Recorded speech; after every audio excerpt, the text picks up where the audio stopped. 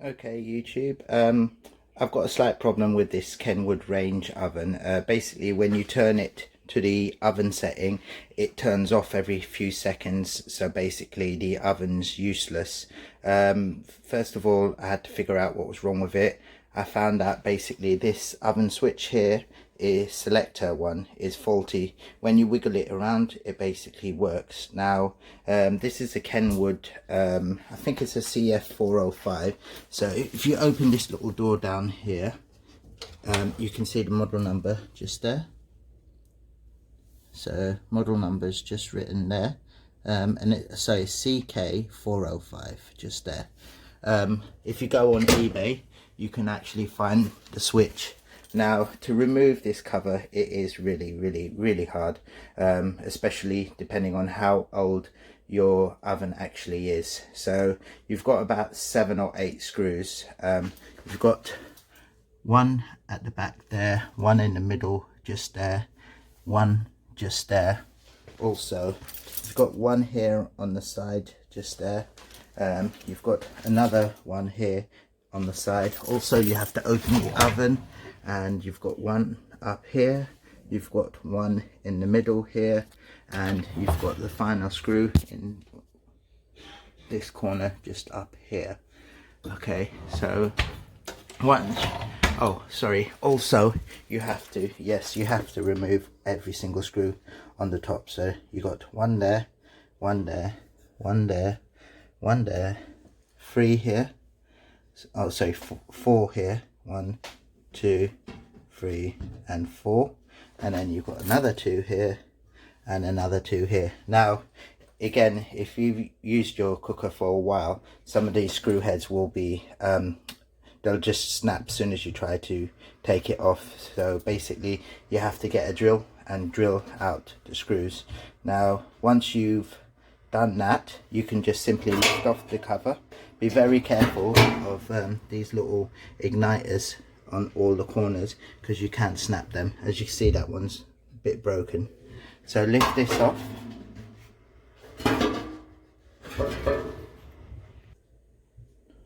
Okay, so once you lift it off, you locate the switch. Now in here is the new switch I've just fitted. This is the old switch. I don't know how well you can see, but basically the contacts are melted.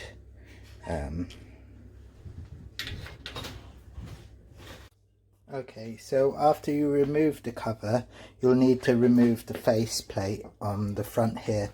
All these knobs just literally pull out, and you just have to make sure you keep track of where the knobs go. For the front door, you just open this bit here, open both oven doors, and then you can pull the front plate off.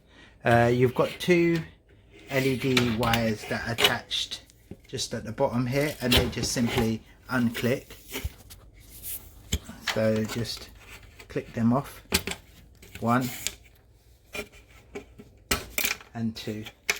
Now you've only got 2 controllers on the front, so this is one of the switches for the larger oven, and that one's for the smaller oven. You've got these little bearings on the front. All you simply do is just take the Phillips screwdriver and remove the switch.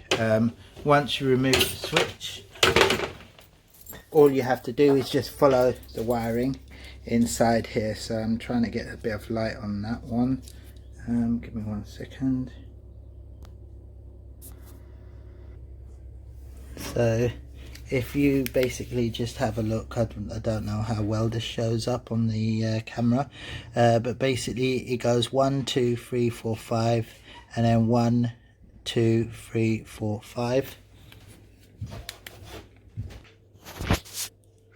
I'm not sure if you can see the numbers on there. It's 1 this side, 2, 3, 4, 5, and then on this side. Now the model number of this switch is written on the top here, so let me just see if you can get that one. No, it's the other way around. So the model number of the switch is actually written just there, so it's that way around. Finally got it round. So if you look at it, it's 050032 for this switch.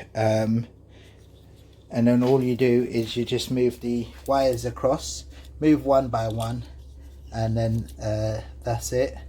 And then after you do that, just make sure none of the cables have been pinched on the top. Just on the side of the igniters, I've just checked, a few of them aren't working. So as I push this in here, you'll see these, that one's not working, that one is working, that one's not working, this one for some reason doesn't work, but that's a thing I'll sort out later. So once you've done that, all you need to do is put the fan back together. You've got two thermostats, one in that corner just down there on the bottom, just there. Let me see if I can get a bit of light up there. So just there, that white thing there is a thermostat.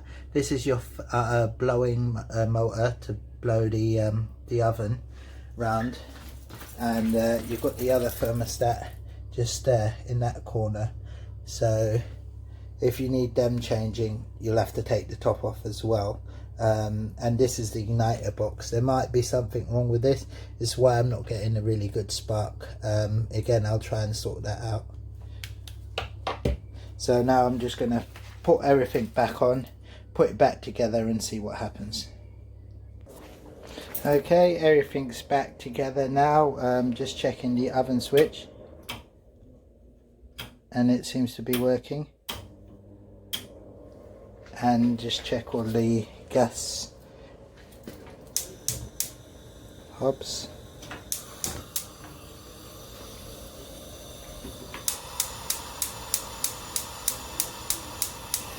This one is sparking, but it always didn't start properly.